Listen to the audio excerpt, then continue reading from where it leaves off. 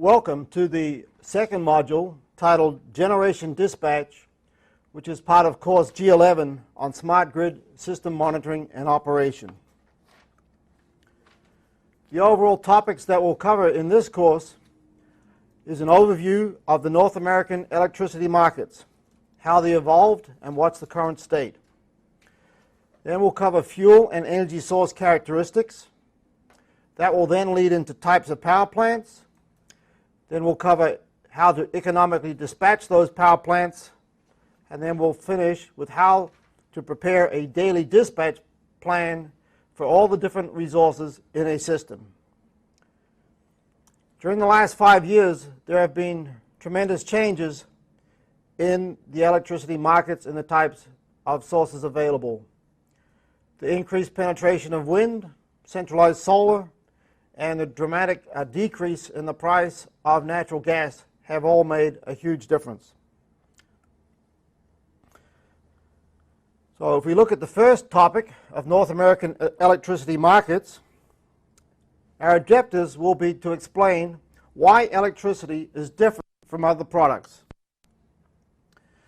The basic reason it's different is that you cannot store electricity in significant levels, like other commodities. Oil, gas, bread, where you can have a stockpile and make those commodities available when the customers want to use it. With electricity, the demand and the supply have to be matched in real time, second by second. Then we'll describe how FERC, the Federal Energy Regulatory Commission, through its orders, created competitive markets for bulk power generation. This had a dramatic change on the industry. We'll also cover how certain large central markets in the U.S., such as PJM, Midwest ISO, ERCOT, and Cal ISO, have evolved and operate. And then we'll talk about the current split. There are very different approaches used in the U.S., whether you have a bilateral market or a central market. A central market is analogous to a stock exchange. Think about the New York Stock Exchange, where there's a central market, and everyone goes there and they can buy the stock of their favorite company at a certain price. A bilateral market is you would be going to other players in the market that own, say, Ford stock and buying from them individually. So a bilateral market has many more players all negotiating with each other. Bilateral market might be like a Craigslist. Craigslist is just giving you the information on who's selling, but in the process, you actually go to that individual person and buy from that person. So, like I said, this split affects how power system operators do their job, whether they are in a central market, which are the colored regions, or a bilateral market, which are the non-colored white regions. And we'll cover, you might say, well, why do we have this split? It is primarily due to historical reasons and the political influences in the different states.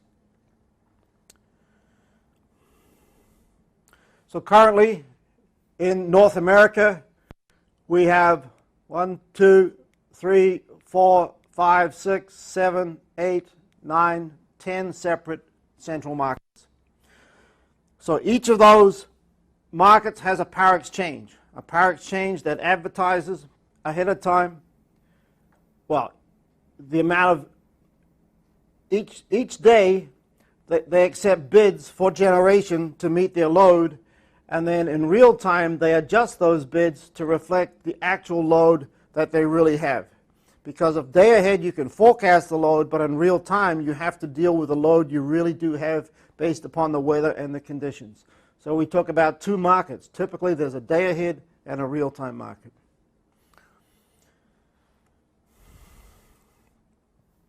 So one of the reasons that we have the split between the central and the bilateral is that in areas of the country, especially in the Northwest, we saw a resistance to central markets because they have very low-cost hydropower, and there was a concern that a market would actually open up that and raise the rates for all the stakeholders in those states. And there was also an experience with the California market in the early 2000s, that created somewhat of a backlash to the push to central markets.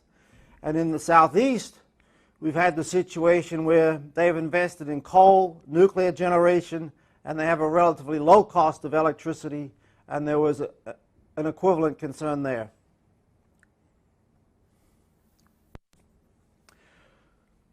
So as background, what we will cover is growth in independent power producers and marketers, the new corporate entrance to the market, which in turn has an increased diversity of backgrounds of the personnel.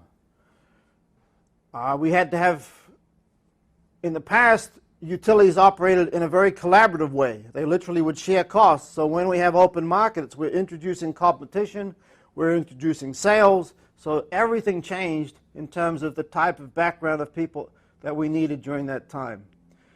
And then we'll provide introductory modules so that this course can provide a background to a wide variety of different operating personnel, whether you say are a transmission operator or whether you're a balancing operator, and in that case, and whether you're working in a bilateral or central market situation.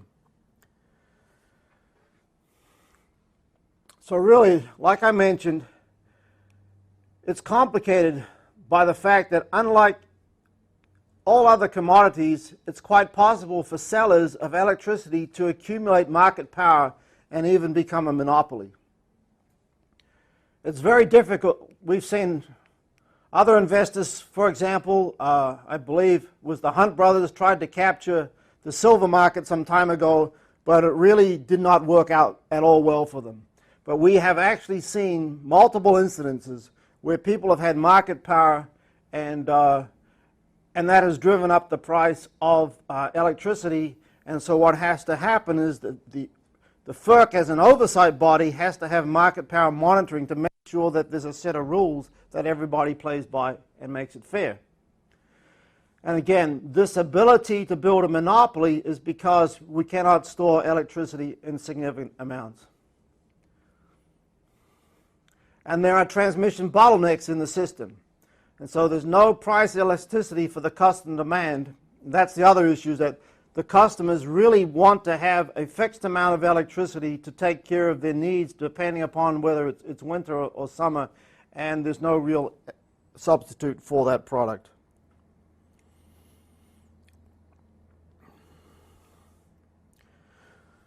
So as everyone from regulators to market designers to economists to engineers started looking at this problem of what the challenges were, there were some market assumptions. And one assumption is that transmission and distribution would be operated as regulated businesses usable by all participants. In other words, it doesn't make sense to build multiple sets of transmission lines and multiple sets of distribution feeders and have the customer choose one supplier or the other. Certainly in the developed world. An exception to that was when I was in Iraq. In that particular country, there was such a limitation that 4 hours a day was the typical amount of power that a customer in Baghdad could get. And it would be like 120 degrees. And so what actually sprung up was entrepreneurs would put diesel generating sets in the streets, and they would run separate 220-volt wires along the transmission line, along the power poles in the buildings to the customer. And so when the utility lost supply from the Ministry of Electricity, they would start their diesels up, and within a few minutes the customers would have an automatic switch where their most critical devices, like the swamp cooler and the lights and the refrigerator, would automatically switch over on one phase to the separate power supply from the entrepreneur. So that's an example where if there's a market need, even in an extreme case, we even had competing distribution networks. And it was very cleverly priced. You could buy either 1 amp of electricity or 10 amps, and if you exceeded the amount that you purchased, then there would be a circuit breaker in the street that would open and you would be out of power. So everyone was encouraged to only use the amount of power that they paid for. But back to the general situation in North America, I'm sure you'll all realize that actually, as we start thinking about the impact of Hurricane Sandy, there is obviously very critical times when it might make sense for someone to actually put up a portable solar system and run wires out to neighborhoods within, say, at 220 volts, you can basically go to a circumference of about half a mile. And so you can see in a case where having a portable miniature generation microgrid and distribution system under emergency conditions could be a very economically and viable product. But this is the fundamental assumption for the high voltage grid and the current set of distribution networks. So in each case, those organizations have a regulated business and they are funded based upon a return on their investment. The area where there has been encouragement for competition is the supply of bulk generation. And so there's been, right throughout North America, there are opportunities for independent power producers to build power plants, connect them through certain standards to the grid, and competitively sell that power to multiple suppliers. That's the key of, when we talk about competition, that is the key.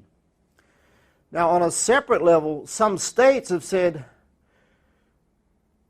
we want our customers to have competitive suppliers for retail access. So when the customer gets the bill, they pay a certain service charge for a utility that provides the wires to their home or business, but then they provide a different amount of money to the energy supplier. So the bill is actually divided into two parts.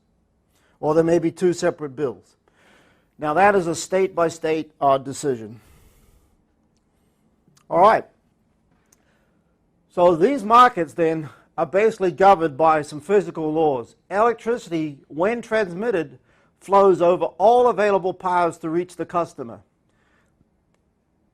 And it cannot be easily redirected. We literally have had power transactions taking place from Wisconsin to Florida. And that power goes through a set of lines where it spreads out. It doesn't just go on one set of lines. It tends to go out for a number of lines over that path. And so we have to deal with the fact that it's not, when a trucking company ships goods from Wisconsin to Florida, they follow a very fixed route. The truck just follows one route, and if there were tolls, they would just pay the tolls for that route. We have the complicated situation where the actual route of those delivery of those electrons spreads out across multiple paths. So that makes the whole situation more complicated, and we don't have an easy way of saying we want the electrons to all to go on the eastern path or on the western path. They spread out on the paths that are available. That complicates it. And then the other issue is that the buying and the selling of electricity requires a lot of direct coordination and monitoring of the system, because it's very easy to have congestion or even overload the paths, and that creates reliability and safety concerns. So initially, the industry, we started calling it deregulation, like we take all the regulation away and everything would work, but then due to the issue of market power and energy crisis, people really said, well, it's really restructuring. We need a balance of markets, we need a balance of regulation. And that regulation, through trial and error, has evolved to create fair, functional, and reliable markets. And the goal is to get enough regulation in place to meet those objectives, but then to inspire and encourage open competition so that the competitors are encouraged to invest and innovate and get commensurate risks and rewards.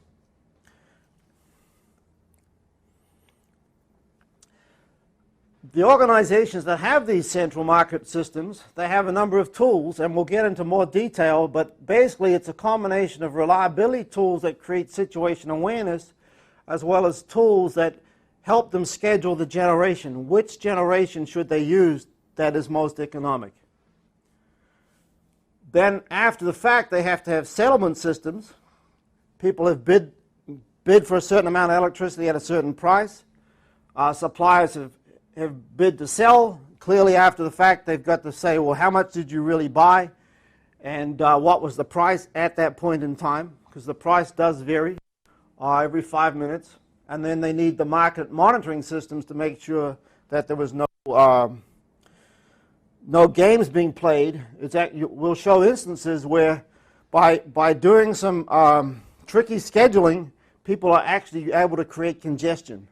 And then that congestion drives the price up, and so they have to do market monitoring to make sure that sort of economic power did not happen. And I have one incident where the estimated result in increased cost to the customers was like $90 million over a few months of time.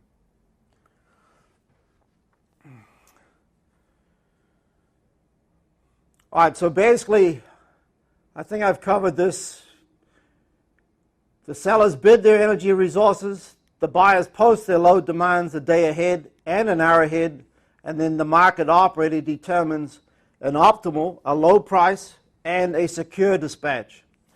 For example, you just can't take all the lowest cost generation, because if you take, typically we'll have areas of the country in the northeast. There's a lot of coal-fired generation in the west, but getting that across the Appalachian Mountains is a constraint.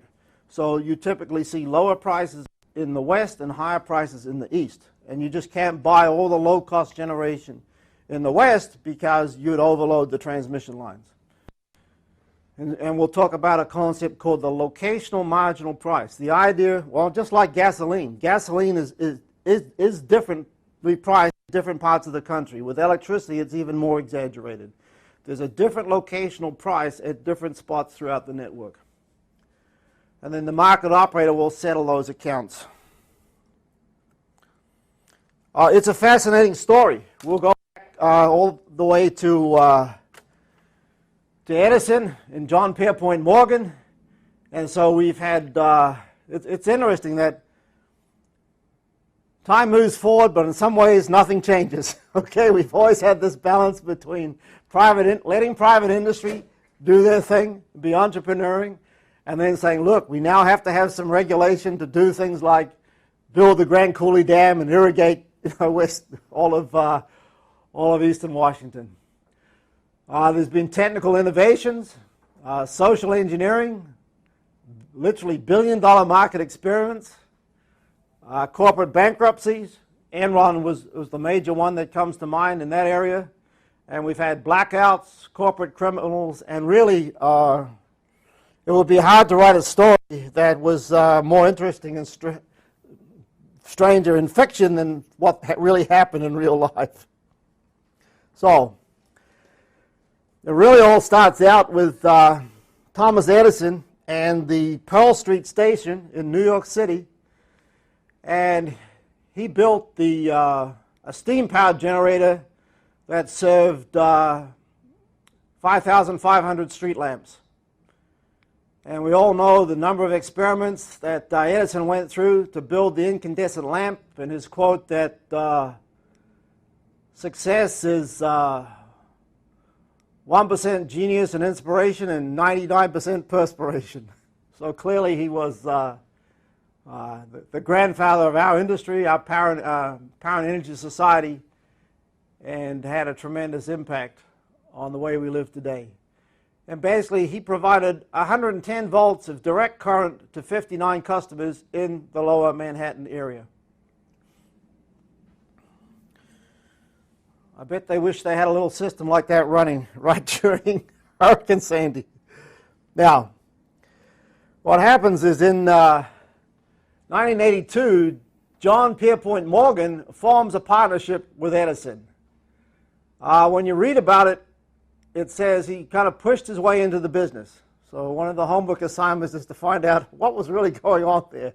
Why was it that Edison had to sell part of his company to John Pierpont Morgan? But that had some pretty dramatic consequences. In 1982, Edison was asked to leave from that corporation, which was called Edison General Electric, And Morgan went on to merge with Thomas Hudson and created the General Electric Company. And he passes away in 1930. But he lays a foundation which really affects how the entire industry grows in the early 1900s, 1920s. The other person that had a tremendous impact with Edison was Samuel Insull. He starts out as a clerk, comes to the U.S. in 1981 to serve as Edison's personal secretary, and he manages the business and helps open the Pearl Street station. And there's a moral here that many of you in this class have a strong engineering background. Nowhere near as talented as Edison, but the key is that in any business, you've got to have strong financial background and you've got to have a very strong operations manager, along with the engineering talent. So whatever your background is, okay, just be advised that those three things are, and as an engineer, it's a challenge to keep up. As a business grows, it's always a challenge because the finance is essential, the operations is essential, no matter how talented you are when you start out. So in '82 then, after Pierpont Morgan takes over the Edison on the East Coast, Insull moves to Chicago and he takes a job to lead the Edison firm there, and he builds the Harrison Street station. And that organization ultimately becomes the Commonwealth Edison Company that we know today, that serves the Chicago metropolitan area. And it's interesting, I haven't done the checking, but there's a number of companies, of course, with Edison in their name. So I suspect that most of them came as a result of Insull and that expansion.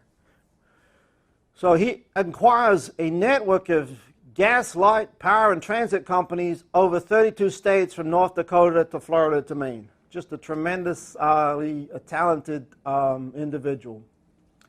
And on the way there, he actually converts from promoting DC electricity to AC electricity, which was built by, inspired by Tesla and publicized by Westinghouse. Those companies served some 10 million people. And they had securities of a market value of $3 billion and a combined earning power of $500 million a year. But then what happens is, with the Great Depression, the bonds in those companies, of course, what happens with the Depression, the demand for the electricity drops, the revenues of those companies drops, their profits drop, and so the bonds that investors had bought and purchased became worthless. And literally, he went from a hero that had been on Time magazine to obviously a villain that was not well regarded in a very short period of time.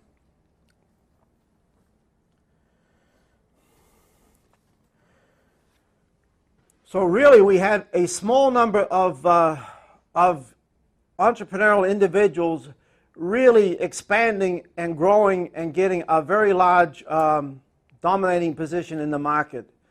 J.P. Morgan Bank went on after the death of its founder to include the United Corp and the General Electric, and they bought through mergers most of the nation's electric power generating and transmission capacity. There would be leveraged buyouts. One company would own 50 to 300 operating companies, and they even bought the coal and the natural gas resources. They attempted to monopolize water resources, and they basically had a hammerlock on the electric power generation. You'll hear about PUCA, the Public Utility Holding Company Act, and it was driven by President Roosevelt, who came into power right during the Depression and really had the urgent need to put massive investments in place to revitalize areas like the Tennessee Valley Authority, well, the country in general. And so at that point, there was a recognition that power was needed for all the people, and that we needed to have a lot more government oversight of its generation, transmission, distribution. So this act was passed by Congress with sponsorship by Senator Burton Wheeler and Senator Sam Rayburn from Texas. It was a bipartisan act with support from both Democratic and Republicans. And basically what it did is it broke up these large interstate holding companies that had 75% of U.S. generation and gave them a monopoly over limited territory. So in turn for saying, look, you have a monopoly, you can serve all the customers in this territory in what we call a vertical arrangement. You have the generation, the transmission, the distribution, and the public utility commissions will give you a regulated rate of return based on investment. And as part of that, there was also an act to, so the result of that was the formation of nearly 300 power systems and 800 rural cooperatives. And we'll get into the whole rural electrification as well. That model basically worked very well for close to 40 years. And that's when we talk about a vertically integrated utility. That is how all the utilities ran during that period of time. There was a lot of certainty. Basically, the main thing the utility had to do was figure out by what percentage would their load grow and make a case to build the generation and the transmission to support that to the public utility commissioners. There were widely respected production costing programs that showed that if a utility built this type of generation, then the loss of load probability would be within reasonable bounds, and the commissioners gave utilities a fixed rate of return on investment. And utilities, of course, were always very highly regarded as a safe investment with a reasonable rate of return. All that's changed. In those days, there was no competition. Basically, the utility ran everything, and there was a lot of control. Now, at the same time, I'll go through some of the major projects that Roosevelt inspired. The Tennessee Valley Authority had a very depressed situation. There was 30% malaria in 1933. The land was over-farmed, soil eroded, depleted, and the TVA Act was designed to modernize that entire region, provide electricity, teach the farmers to use fertilizers, approve habitat for fish and wildlife. So here we have the Wilson Dam, built in 1933, and TVA moved on to invest in nuclear power with 3 nuclear plants at Browns Ferry, Sequoia, and Watts Bar. And literally it changed the whole outlook of that part of the country. In the Northwest, we had the Bonneville Power Administration, created by Congress in 1937 to sell power from the Bonneville Dam. And today, BPA supplies roughly half the electricity in the Northwest from 31 federal dams on the Columbia River.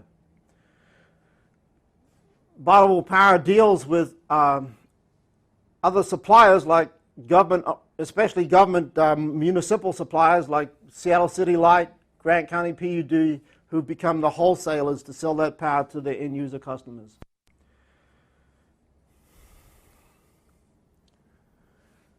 So we see here the transmission lines that have been built by Bonneville Power Administration with government funding that span a very large area over the states of Washington, Idaho, Montana, and Oregon. A showcase of that system was the Grand Coulee Dam, began in 1933, completed in 1942. The largest hydropower producer in the U.S., total generating capacity of 6,800 megawatts, irrigates 600,000 acres. A cornerstone for the water control in the Columbia and the vitalization of the entire eastern Washington area. There's a great video you can link to. It talks about the history. It talks about the politics. There was a tremendous battle between the Republicans for private enterprise that thought this thing should never be built, that it was going to be a white elephant, and the Democrats and Roosevelt that said we need to build this. It turned out to be a tremendous asset to the company during the Second World War, when it was used to produce aluminum, which was used to build the planes that helped us be victorious in that conflict. So it's a good example to show when we need government involvement, and when we need the government to just let private industry go throughout it. And we're hearing that thing over and over again. So we've literally have had this recurring theme right from the time when Edison built the first power system, Pearl Street Station. But anyone who lives in the Northwest clearly loves the benefit of hydropower that we have today, all right, which gives us low-cost electricity and is just a tremendous asset to living in this region. And then, of course, it keeps all the farms irrigated on the eastern Washington. So let's just come back on and summarize the vertically integrated utilities, which really were the role model for all power distribution during that 40-year period.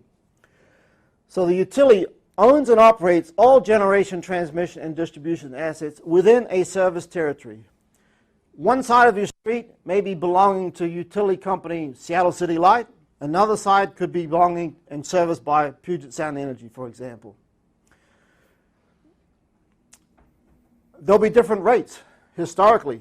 In the Northwest, the publicly owned utilities have been grandfathered in with very good power contracts through the Bonneville Power Administration and have taken advantage of that. Now, we have municipal utilities which are basically set up to serve a city, and they are regulated by the mayor and a city council. They often may purchase power from other bulk system operators. They don't have to build all their own generation, even though they take care of their customers. And they provide this regulated rate of return.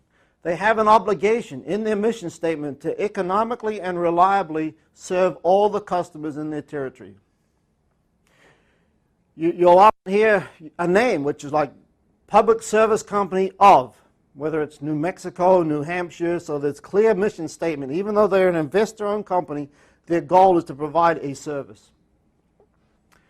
There was no competition, limited uncertainty. How much would your load grow? And you built that generation and transmission to handle that. You operated a control area, second by second, minute by minute, that would balance your load with your own generation. How much did you buy in real time from your neighbors and supporting? And you supported those economic dispatch and alley programs. So in the state of California, for example, each one of these different colors represents a different California utility service area. The large ones are Southern California Edison, Pacific Gas and Electric, and then we've got San Diego Gas and Electric. Those are the three larger invest ones, and then we've got Imperial Irrigation District, Turlock Irrigation District, Modesto. So these are utilities where the irrigation district councils are concerned mainly with irrigation, but they need electricity to obviously take care of the irrigation and also service their customers. So even though we've had all this deregulation, the underlying footprint of the customers served by these different utilities has not changed much, but the way in which they buy and sell their power has changed dramatically.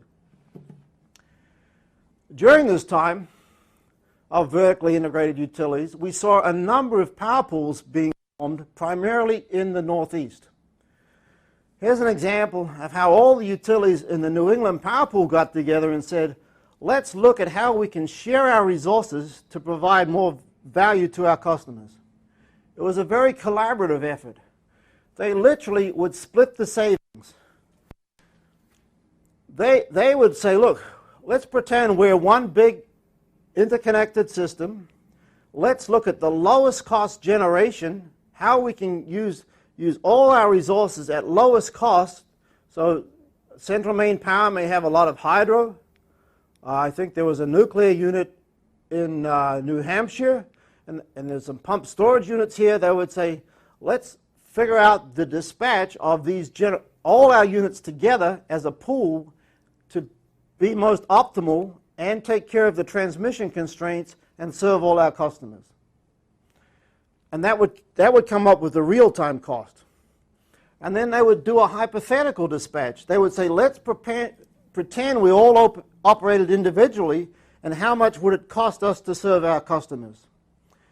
And so the companies that generated more power to export would then have an increased cost. The companies that imported power would have a decreased cost, and they would split the savings. How more collaborative can you get than that? All right? So we had economic savings, but everyone is working together. There's no sense of competition. And that was during this 40-year period where the power pools decided this was a good way to work together. And the major power pools were the New England Power Pool and the PJM, which originated with Pennsylvania, New Jersey, and Maryland. All right? Now, PJM grew over time, but that was the original three states that were in the PJM Power Pool. And then the third one was the New York Power Pool. And what naturally tended to happen then, as we got into deregulation, these institutions went from running as a pool sense to actually generating markets. So they had staffs that had been working in place for many years, and they adapted to saying they would become central markets.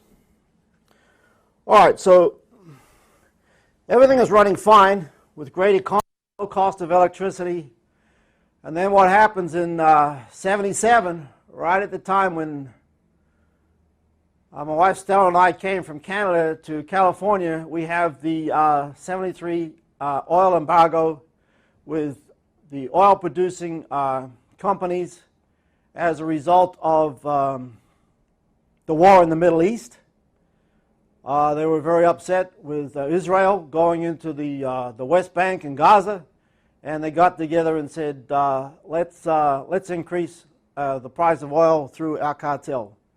And the consequence was that there were tremendous gas shortages, cars lined up for miles, and that drove the price of oil way up. There was still a lot of oil-fired generation at that point. And so as a result of that situation, regulators, the president, Jimmy Carter, and the Congress got together and said, let's do something about this, and they passed the Public Utility Regulatory Policy Act of '78.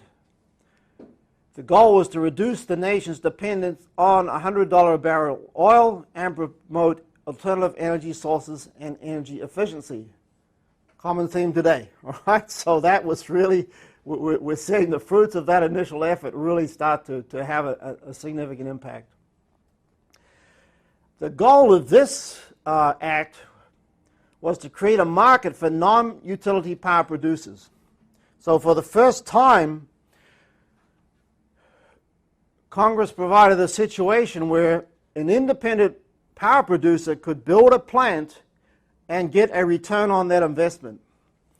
The act was set up so that once that power plant was built, that investor could sell power to the local company at the displacement rates. In other words,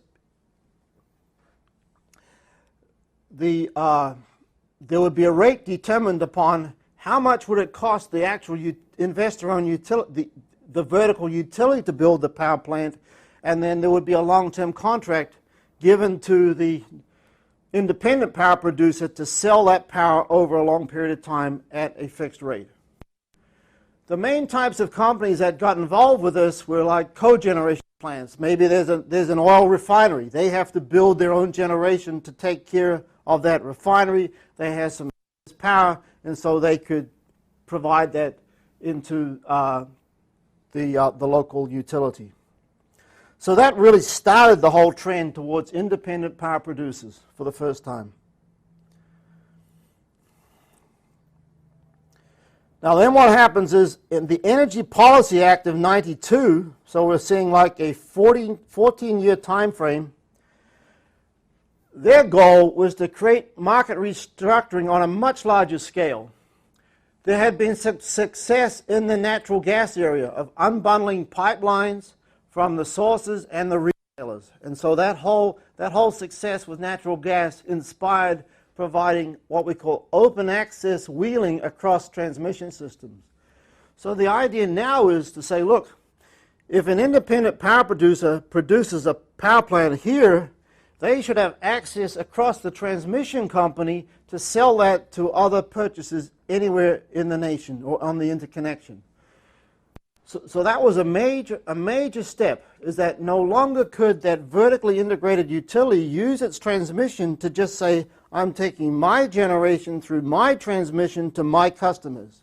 The idea is that that transmission has to be openly accessed to wheel power from other power producers to other customers. So that was the whole key of this, open access. The open access to retail customers was reserved for the state. So there would be like a limit. You had to, say, be buying more than 50 megawatts of power with a bulk power interconnection to be an independent consumer. So if you had a large steel mill or if you had an aluminum refinery, you then didn't have to just go to your local utility. You could say, well, now I want to look around and buy power independently from some of these independent power producers. And this was really the start of the deregulation of the last American monopoly. So it was a very, very significant act. So how our industry works is that Congress will pass a certain act, and then the Federal Energy Regulatory Commission will implement orders that meet the intent of the Congressional Act. And so in 1996, and it takes a while because we are changing tremendously complicated systems. And we just can't come out with the detailed orders instantly overnight. Really, there's a lot of technical thought that has to go. One thing that FERC does is it works with NERC, it works with industry to say, this is the congressional intent. Now, how do we really make that happen in the real world? And so these orders have to be very carefully crafted with a lot of thought. Otherwise, chaos really happens in the market. These two key orders came out in 96, 888, and 889. And they provide the details for opening up the wholesale bulk electric system to competition. The private utilities would have to file an open access transmission tariff to third parties. In other words, now I have to say my transmission system, if you pay $2 a kilowatt, $2 a megawatt hour, I'll let you wheel power from my system from this point here to this point here. So they're really opening up their system. And they're saying there will be a certain amount of transmission capacity that I'll let third parties provide. And so those systems, we built bulletin boards called OASIS, open access same time information systems, where these utilities would post their transmission and people could buy that. Literally on a first come, first served basis. You could reserve that transmission. So in any sale of power, there was always an energy cost. You paid the consumer paid a certain amount to the provider of that energy, and then they paid a certain amount to transport it. Okay, and that's just basic economics. The same as hiring a trucking company to move your goods across state. But there's a lot of complication because of the real-time constraints. And so the users had to be able to see how much capacity is available, which of course varies based upon the time of day. There was an allowance that as a vertically owned utility, you could give priority to taking your generation and serving your customers. That was built in. That, of course, we had to let the companies take care of their own customers first, but then the idea was that there was an available transmission capacity called ATC that said what is spare can be available for the open market and third parties. And at the same time, utilities had to separate their generation and marketing function from the transmission function. There could not be a collusion between those. So we literally saw control centers get split up, where operators that were working together, one set of operators are buying and selling power, and other are running the transmission system, had to move into separate locations, and they could not actually communicate with each other to make this fair. And so everything at that point is done based upon areas. These are balancing areas, and they're like nodes through the system, and then we're buying and selling through transmission to adjacent areas. And there can be multiple hops. Someone in BC Hydro in British Columbia could sell power through Washington to Oregon, through California, all the way to Arizona. Right, so what made this possible was at that same point, of course, we're seeing a widespread interest in the internet and the World Wide Web. So that was the technology that was used to build the OASIS system. And in 1997, we had 22 nodes across the entire United States where all the transmission companies could get together and post their transmission on those particular nodes. And there was a standard internet protocol. The idea was that multiple vendors could build those nodes, but by having a certain protocol, you could go from one node to another to buy and sell your power.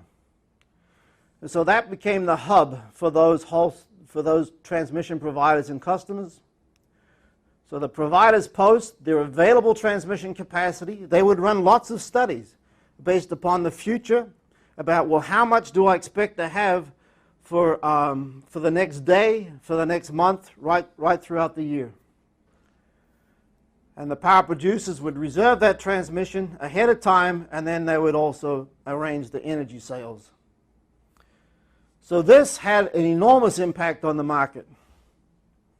You can check out some of these sites and actually see the bulletin boards of what's available. So at this time, a company called Open Access Transmission Incorporated, OAT, focused their entire business on building software to support these nodes, and this is their website. These are all the different nodes they support throughout the entire North American interconnection. And if you zoom into, say, the VACAR node, this is Virginia, Carolina region, you'll see these are the suppliers that are actually involved in posting their transmission on that node. We have Alcoa, which is an aluminum company. Formerly they had generation to serve smelters. Due to economic reasons, the smelters were shut down, and now they're basically selling their power on the open market. Duke Energy, a major generation transmission distribution company. Progress Energy in the Carolinas. Santee Cooper in South Carolinas, and that's one example. So this is all openly available, and it's good to, in fact, it's a good site to just really see. If you're looking for a transmission operator job, it gives you some insight into where are the transmission operator and balancing companies. All right, so in many cases, when you create a business, you really just primarily take care of figuring out where the customer demand is and what product or service you're going to build to meet that demand. In the utility business, it's equally important to look at what are the regulations that are required to be followed, because that basically can drive your business. And OAT was formed by 5 engineers that left Control Data that were in the EMS supplier, and they said, we will build software as a service for the energy industry in North America. And clearly, if the buying and selling of electricity is an essential service, and what they did is they did a very good job of focusing on that market.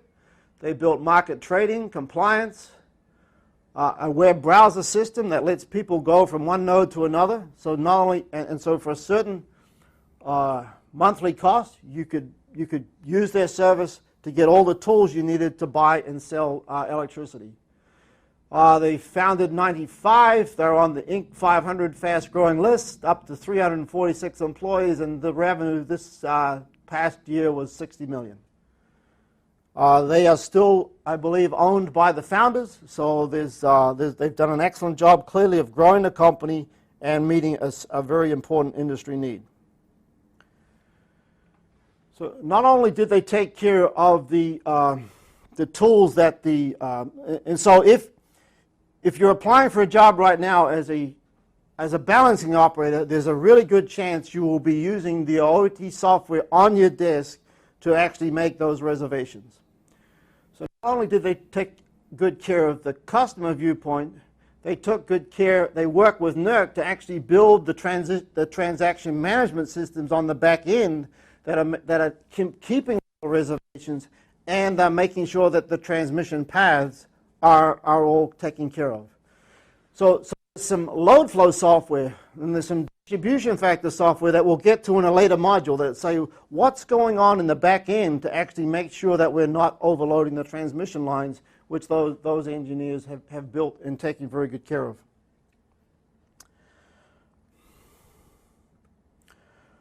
Right, now at the state level, in the late 90s, early 2000s, we saw state-directed utility unbundling. So the states are saying, all right, we're seeing what's happening with independent power producers coming on the scene and creating an option for our customers. Why don't we encourage vertically owned utilities to unbundle their generation and transmission assets? And we saw this in the state of California. The State Public Utility Commission said to the big investor-owned companies, we would like you to sell your generation to other independent power producers. And this is happening in other states as well. So in some cases we see new companies like Calpine get into the business. In other cases we see companies that are in vertically owned utilities spin off a separate generation marketing arm. So we see people like Florida Power and Light owning generation all throughout the country. People like Reliant out of Houston owning generation all throughout California. Because these transmission companies obviously have engineers and marketers and they know how to buy and run power plants. So we saw a whole mix-up of who owned the generation as a result of this, all right? Just new names popping up. Like, I mean, in the past, this company was always a company with, like, Washington Water Power, okay? That was always, we knew they were in Spokane. Or Florida Power and Light was in Miami. But all of a sudden, Florida Power and Light is all over the U.S. And actually, now they are called NextEra. We have actually placed a number of veterans who are working as system operators in their different power plants and control areas. So the generation is getting all mixed up in terms of who owns it. And in this particular case, in California, the utilities sold their generation and they were guaranteed a certain rate of return, but they had to keep their prices below a certain market level in return for being able to sell off the generation.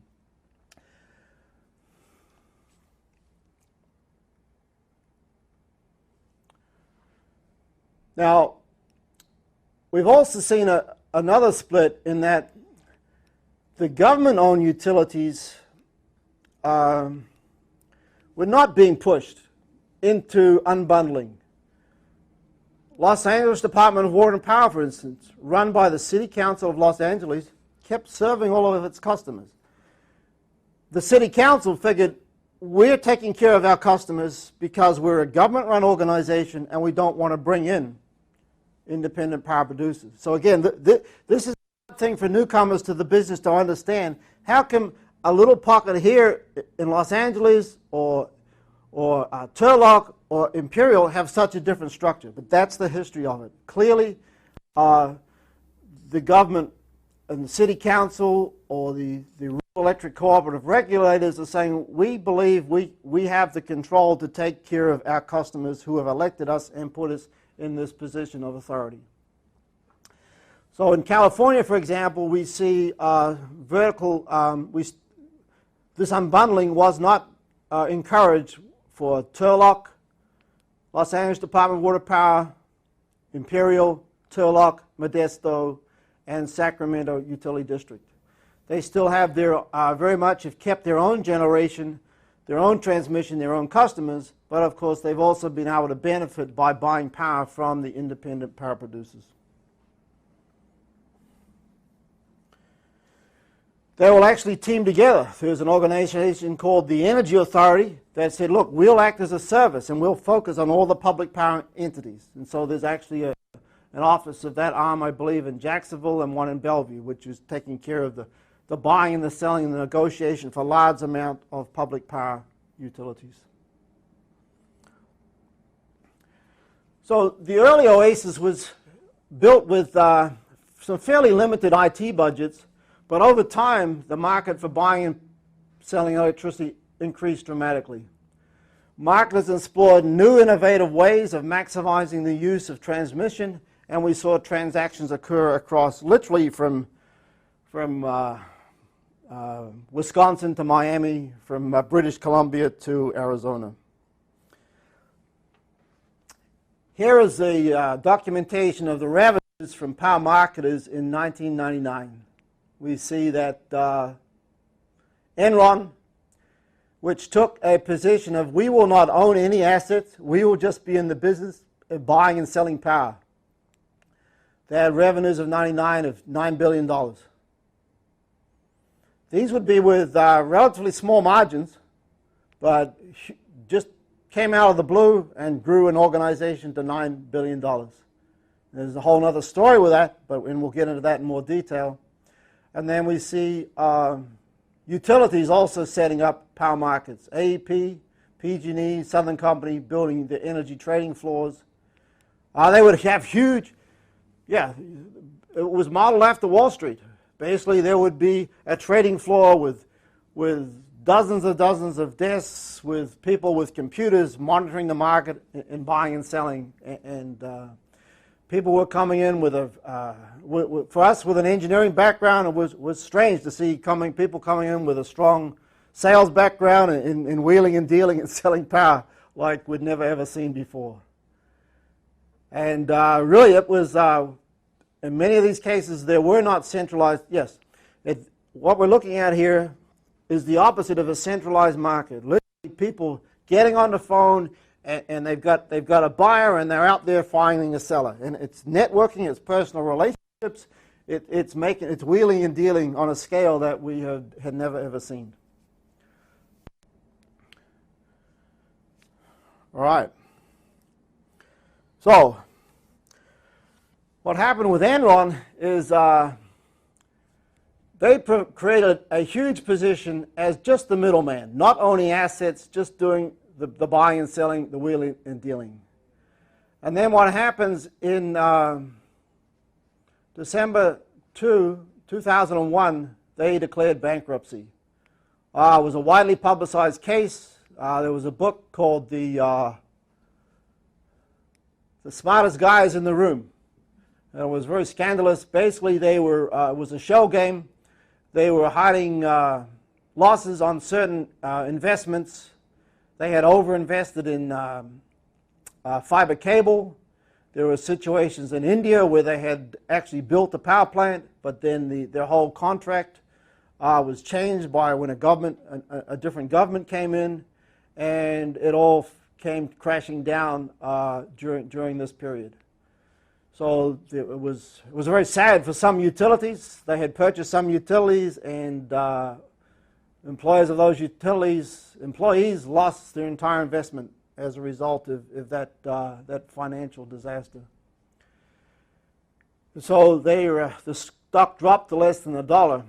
But one of the things that they did is they manipulated the market in California, where they're a major player, and they had all these strategies of how to create congestion and elevate the prices by coming up with weird transactions that would artificially create the higher prices.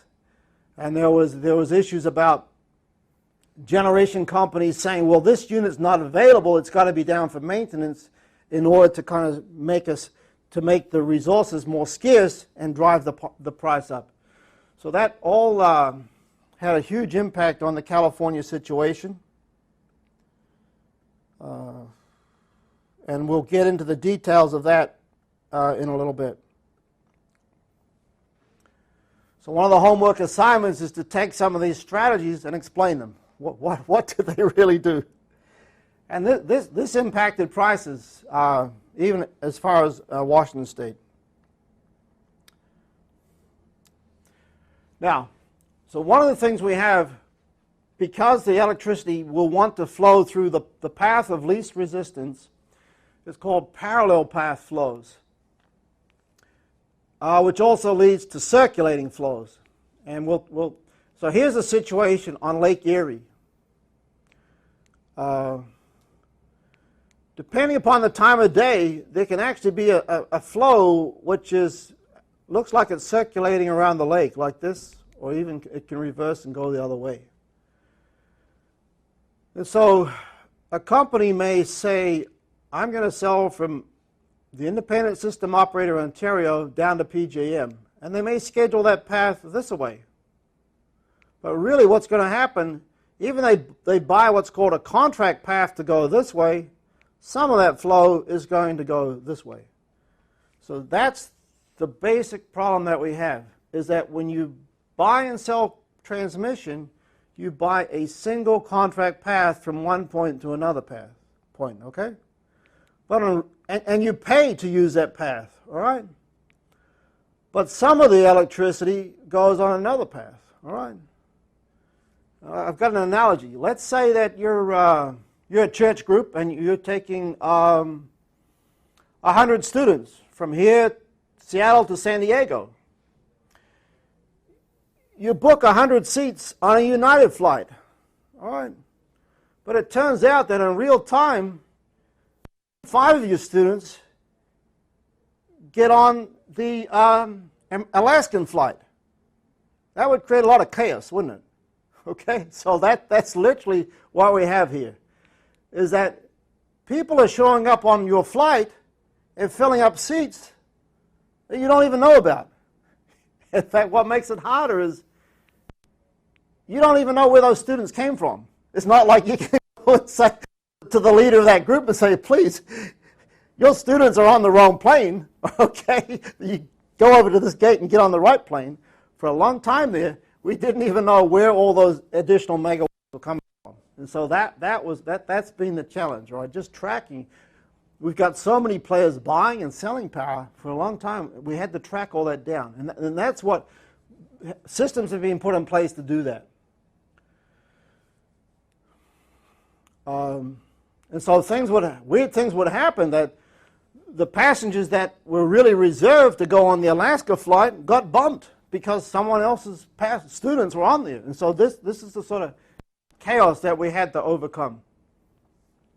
In other words, the origin of those non-compensated flows were unknown. All right. So we saw 2 different solutions evolve. One for the eastern interconnection, which is basically everything west of these states through South Dakota, North Dakota, Nebraska, and a different solution for the western interconnection. In the eastern interconnection, they said, let's build an interchange distribution calculator. And basically, that is something which says, if I take 100 megawatts in Wisconsin and sell it to Miami, a certain percentage is going to go on this path, a certain on this path, a certain on this path. And the idea was that if a path was overloaded, you could figure out where the source and sink, what transaction was causing that flow on your path. And if the schedule contributed more than 5% of the overload of the flow on that overload path, and the buyer and seller hadn't reserved that actual transmission, then their schedule would have to be cut.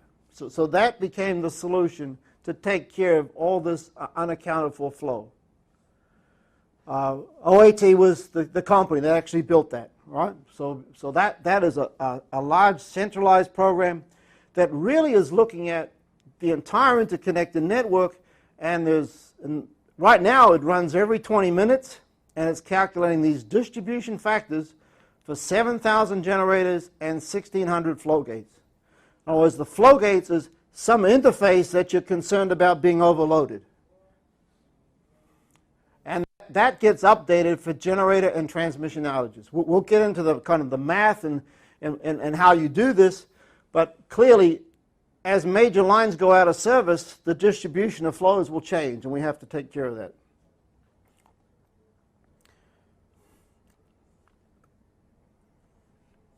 Now, it was also built, again, driven by NERC, a transaction information system. And that provides the operators with the identity and source of the parallel flows. And to do that, they came up with what's called an electronic tag, an E-tag. And basically that is the source, the area where you're buying the power is being injected into the point of delivery and the point of receipt. Where is the power being injected into the network, and where is the power being removed from the network? And of course, there will be thousands of these for any given hour. And as a balance operator, that will be one of the fundamental things that you will have to learn, is how to complete an E-tag to buy and sell power, and how to get everything absolutely correct. If you do not get the point of delivery, the point of receipt, all the powers that it has to go to on the way, that transaction could get turned down and nullified. And there could be tens of thousands of dollars at stake because you did not fill out that form exactly correct. All right. Now, at the same time, we're seeing some of these early markets like PJM and ISO New England form voluntarily and create a centralized exchange for electricity. So what's happening is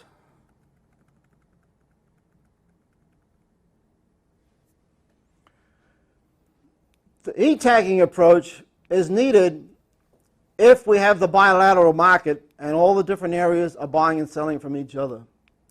If we have a central market, they take care of transmission congestion in a totally different way. They actually say, look, instead of all the parties buying and selling from each other and then worrying about the congestion after the fact and doing curtailments, we will do everything ahead. We will post our total demand a day ahead. We will have everybody bid in, and then we will only buy the power from this generator and let them sell it if there's enough transmission capacity to deliver it to the load. And they came up with the concept called locational marginal pricing, and we'll get into that later. But the whole idea is you could have a certain time of day, you could have a certain condition where there's a lot of excess generation in the west, and the locational marginal price out here is $10 a megawatt hour, and there's transmission constraints, and the price over here is $20. So they take care of the transmission overloads through locational marginal pricing. All right? By that, it means that if your generation is bottlenecked, you can only offer it at a lower price. You'll only get paid a lower price. So that's how they keep down the generation in the remote areas. Make sure they get a lower price, and that's how they encourage the generation in the constrained areas with lots of load.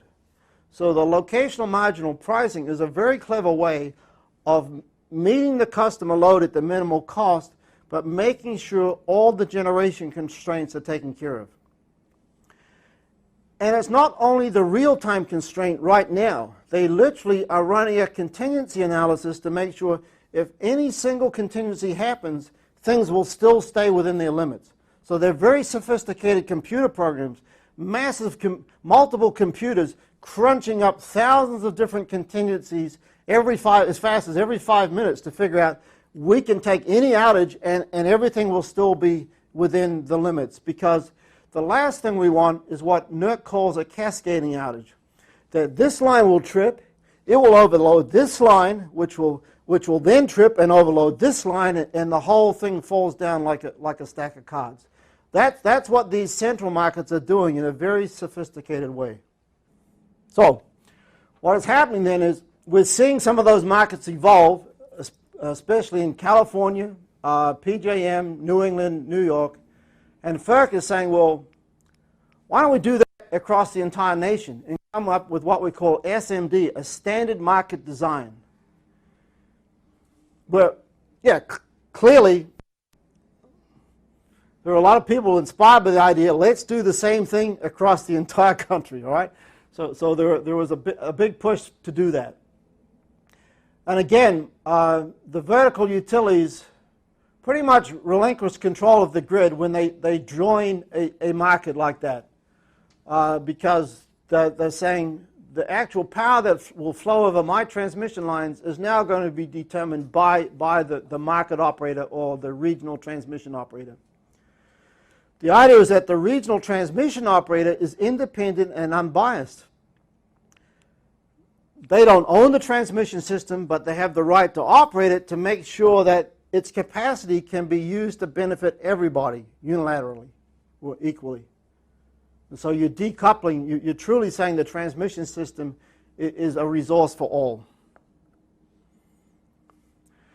So they scoped out, when these orders or draft orders come out from FERC, there's a lot of thought behind them from engineers, economists, regulators, utility people, and so they said the minimum characteristics for the RTO is got to be independent. It's got to have typically they'll have a board of directors with stakeholders from all different aspects of generators, distributors, load-serving entities, private power, public power. They'll have a certain geographic scope, a regional configuration. They'll have the operating authority for all the facilities under their control, and they'll have the exclusive short-term reliability authority. There are certain functions. Day one is like when the RTO gets launched. And so basically, they didn't have to go to this locational marginal system right off the bat. They could actually implement a more organized approach to the bilateral transactions. But they had to have a tariff. They had to take care of congestion, which is driven by the parallel flow. Ancillary services are, as the load comes up and down during the day, you need to have generators that can regulate the frequency. So that is the primary function there. They needed to have an OASIS node, monitor the market for market power. They had to do some planning and had to coordinate regionally. So really we're seeing the growing trend of saying, FERC is saying to the industry, this is the way we want you to organize, and the industry needs to respond.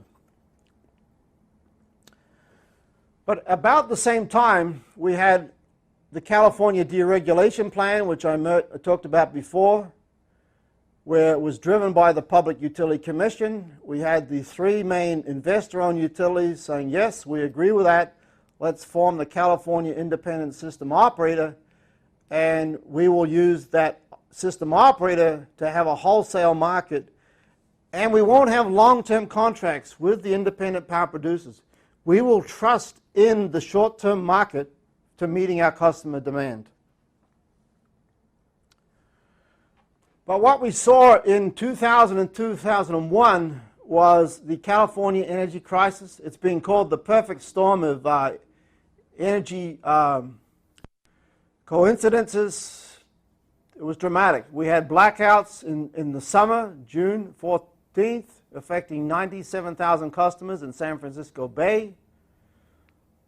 San Diego Gas and Electric has a complaint on market manipulation. There were blackouts in January 2001.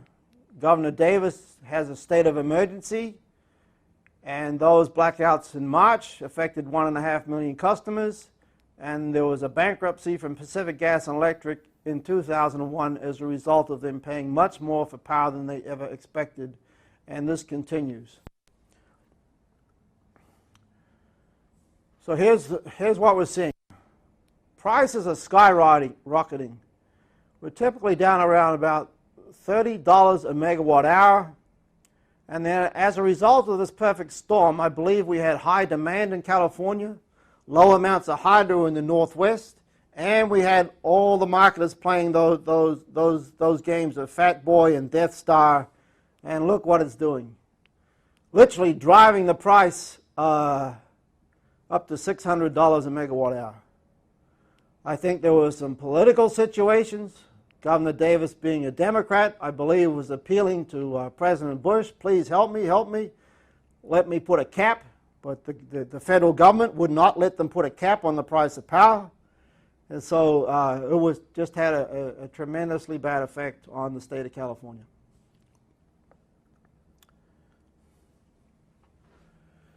So to summarize, we had, in addition to these factors, high natural gas, high loads, market power, and the net effect they estimate is more than $10 billion in the state of California. Now,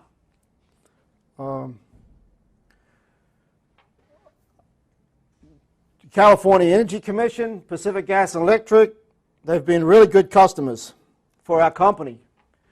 And so they've learned from that experience tremendously. California ISO today is a first-class modern control center.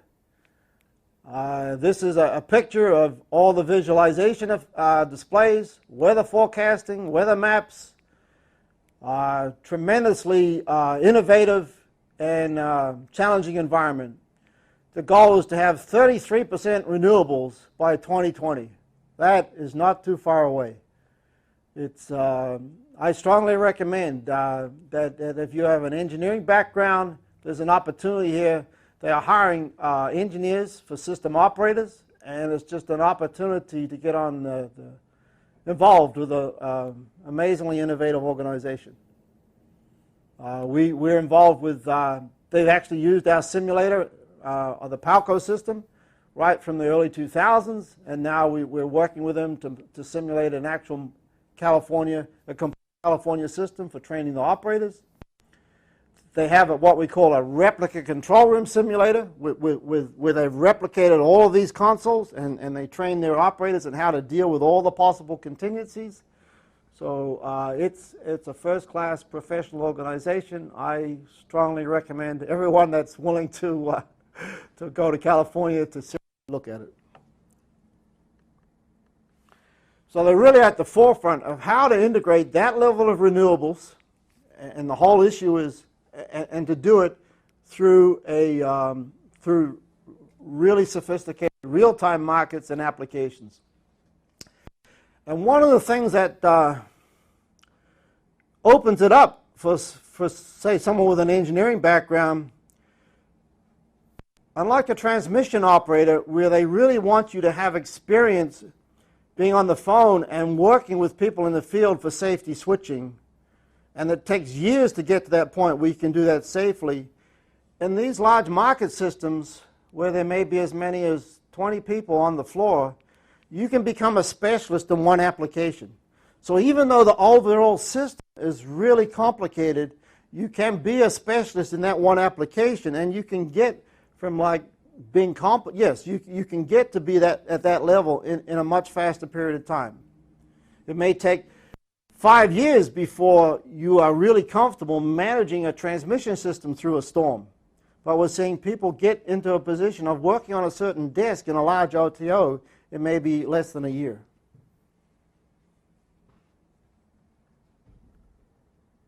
All right. But that California energy crisis had a major impact on people accepting the FERC standard market design, which had the goals of protecting utilities and consumers from power market manipulation. And FERC would have an oversight committee, and they proposed that it would be in place by 2004.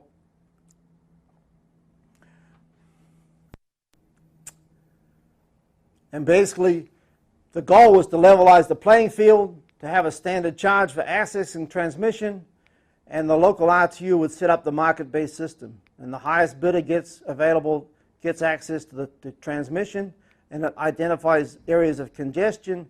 And the idea is that if we have a transmission path that's congested and we have low price power here which cannot get to the customer demand here, we've actually seen cases where investors will say, well, we will build a transmission system independent with our own investment, and we'll take that low price power and we will charge the customers a certain amount for our transmission system. And so that was one of the things that was stimulating that whole approach. I was seeing that in 2003, utilities rely for wholesale power purchases for about 40% of their total supply.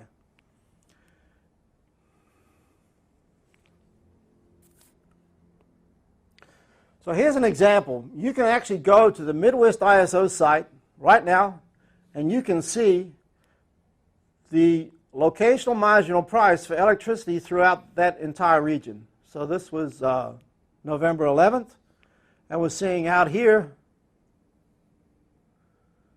prices can even go negative. It looks like we may even have a negative price here, -10. That's because there's some very low cost generation and they're not able to move that out. That's indicative of some large steam units, and literally they don't want to take those steam units offline. This was on a weekend. So you have the case where it costs them more money to take those units offline in the weekend and then start them up for the Monday load, so they'd rather run them through the weekend and pay somebody to take their power. And so you can start to see how when we have storage devices and plug-in vehicles, how literally people could take advantage of this. As we have storage devices where people can say, look, I'll charge up my vehicle during that period in the weekends. So that's basically showing the full range of prices that can occur. If we come to the PJM site, we're seeing a fairly flat price, but we're seeing a somewhat higher price over here. And during, again, this was a weekend day. If we do this during the week, I would expect to see a larger difference. So we've talked about day-ahead markets to bid in and meet the profile usually by about 11 o'clock each day, and then the real-time market where they've got to do a top-up to account for the actual real-time conditions. But what we see happening to the FERC order for the standard market design is about 22 states asked FERC to abandon it, primarily in the Northwest and in the Southeast. They felt that even though standard markets were working okay in some parts of the country, they felt that FERC as a national government authority was overreaching the authority of the states. And they were being involved too much in demand forecasting, resource planning, demand side management, and the ability to ensure that the transmission is available to meet the retail service obligations. So that is the independent states and the utilities saying, really, we need to reserve the transmission system to take care of our customer needs and not to wheel our low-cost power to other regions. That was one of the major concerns.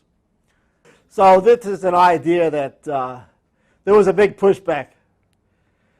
So we have the states fearing that their cheap power will go to the highest bidder, siphon state electricity away from their consumers, and actually raise the rates for their local customers.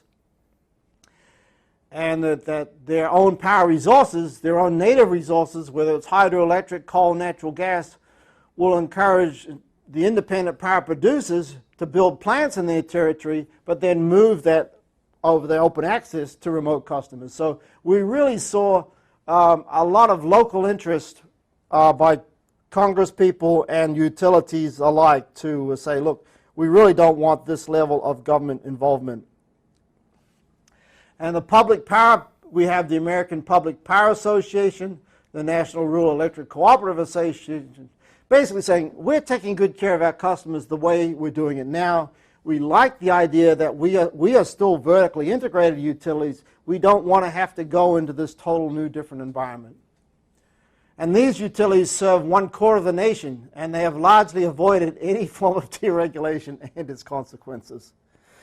So I think this history gives you a flavor of why we see so much different variation right now between the central markets, the bilateral markets, the utilities, which are mainly public power that are still vertical, versus the ones that have unbundled. All right, so we see this big pushback on the FERC standard market design, which basically means that we have a whole separation of the bilateral versus the central market. Then what happens on August 14th, 2003, we have the Northeast blackout. Affected 60 million people. Here's a satellite map with a big dark area, okay, at night after of that event. Normally we just see lots of lights lighting up that huge hole. And we'll get into this later too. How can an event which started in Ohio, where they're serving power into downtown the Cleveland area, propagate and black out power for 50 million customers across all these states: Michigan, New York, Pennsylvania, New Jersey, Connecticut, Massachusetts, Vermont, Ontario, Quebec. And literally, these companies just got blindsided. It was like everything was running fine. They were taking care of their customers, and they had their transmission systems running within limits. But somehow, this big wave propagated and took them all out. We will get into what it is about the power system that gives us that level of vulnerability. And we have things like transient stability, voltage collapse. Those are the things that can have. This is one of the ultimates in a cascading outage. This is why we have such stringent regulations, why we do have such a disciplined approach to training. This is what we do not want to happen, all right? And if you are a system operator, you have to be aware of this type of event. And if literally, if there's a lot at stake, right? So I encourage you to keep your skills up, keep using simulation, and because our nation has a lot riding on you. When you are on that shift, working 12-hour shifts, 24/7, there's a lot of people depending on you. And it's not good. If you are at the center of a blackout like that, it shakes your confidence. You know, you don't want to go back on the desk from the stories I've heard. So on the good side is, I think it happened where the weather may have been warm, but it wasn't too bad. I don't believe there was any looting, and so power was restored to most customers within hours, but some areas did not have power for several days. But that event then took the attention of everyone, from the top level government officials to regulators to utility people, to say, well, let's not worry so much about the market design right now. Let's leave that the way it is, and let's focus on reliability. So this changed the whole emphasis. So as a result of that, 2005, a couple of years later, the government, the Congress, the President said, look, we need to have an electrical reliability organization, an ERO that spans North America. And this assignment was given, this was the Energy Policy Act passed by Congress. The assignment is given to FERC. And FERC actually said, look, let's put a whole process together to select that ERO. The natural candidate for that was the North American Reliability Council. The North American Reliability Council actually evolved out of the blackout in New York in 1967. And utilities got together and said, we need to work together to stop having blackouts, and let's form a voluntary organization with voluntary policies, but really seriously thought out to make the reliability of the grid more secure. But during that whole time, it was voluntary. There were no penalties if a particular company said, well, I'm sorry, I cannot follow the NERC policies. So the big change occurs with this organization, the ERO, is that those standards become mandatory. As a utility, you have to file with NERC to become a certain type of registered organization. And when it comes to running the grid, that is either a reliability coordinator with the oversight, or a transmission operator where you run the transmission, or a balancing authority where you take care of the generation. So if you take on one of those roles, then there are very strict standards that you have to follow, and then there are actually, those standards are enforceable, and the number you'll hear is $1 million a day fine for each event. That is clearly a huge amount of money. We haven't seen anything close to that, but that makes those standards really enforceable, and it gets the attention of all the participants. It's been a time of transition. There are many. We now have audits where there are auditing teams. visiting all those registered entities and making sure that they have standards and policies in place and they have documentation to show that they followed them.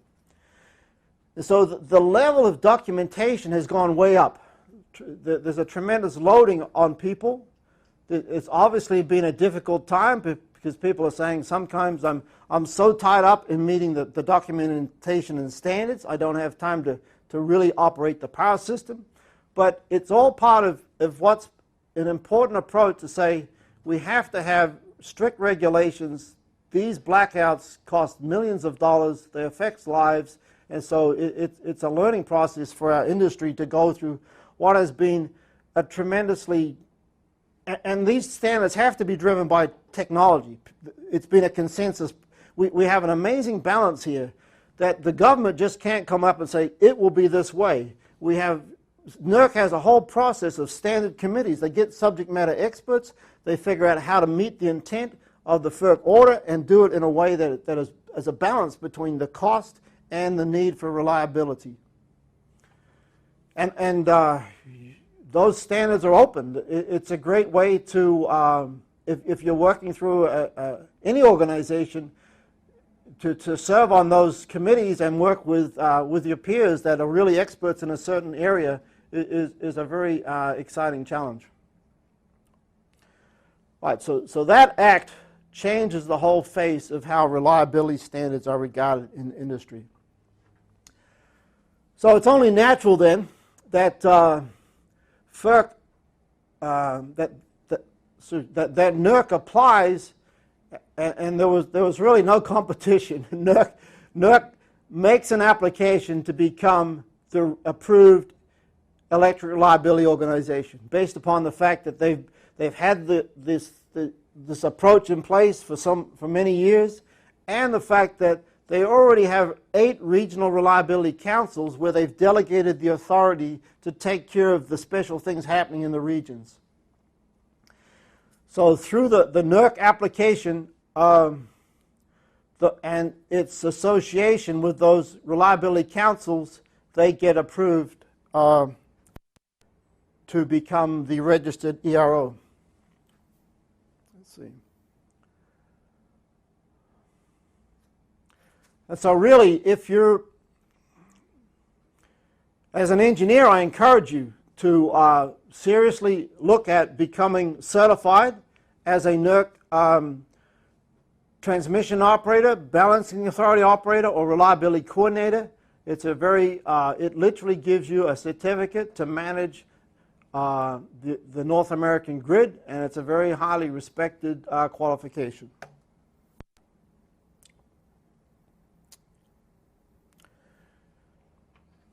So one of the more recent FERC orders was 2007, and it was really a tune-up to reform the original 888 and 889 orders.